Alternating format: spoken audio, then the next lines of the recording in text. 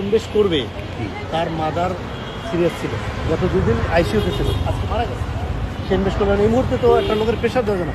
সে বলতেছে যে আমার 2 দিন সময় দাও, আমার মা মারা গেছে, আমরা না আমাদের না সরি যে জানাজা কালকে মূল বিষয় হচ্ছে যে আমাদের কাজটা করছে সচিব ভুইয়া। না না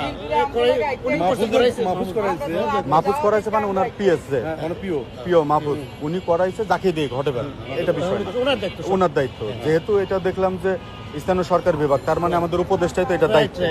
তো ধরেন তাকে দিয়ে করাইছে, কন্ট্যাক্ট ছিল 20 কোটি টাকা আপনাদের সাথে।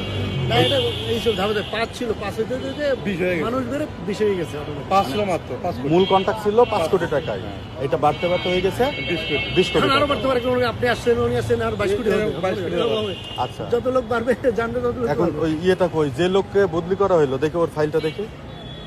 সফট কপি হার্ড কপি তো কিছু জানি না। না হার্ড কপি দরকার নয়, নামটা খালি আব্দুল খান বলি। আপনি যদি বলবেন যে লতিফ খানের বিষয়টা আমার পর্যন্ত আসছে, আমি ডিল করতেছি, মঙ্গল বুধবারে সোমমঙ্গলবারে টাকা পাওয়া যাবে। আচ্ছা, আব্দুল লতিফ খান উনি ছিল হচ্ছে সড়ক ও জনপথ বিভাগে। এই ইসমাইল, ওই গাড়ির উপরে রাখো এটা।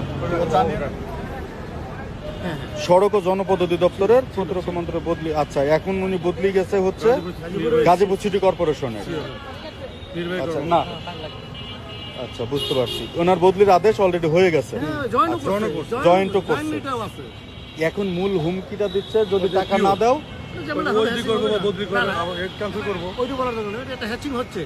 আপনি শুধু বলবেন যে আমি আমার মাধ্যমে আসছে, আমি ওই কাজটাই আমি করে দিচ্ছি, মনে করেন তাহলে আরো স্ট্রং হইলো, আপনি ইনভলভ হইলেন। এই চাপ দিয়ে লাভ নেই, ইনভেস্টারে তো মাদার মারা গেছে, সোম মঙ্গলবার আমরা এটা করবো। তোমার ইনভেস্ট থাকে তুমি দিতে পারো, আমাদের সাথে।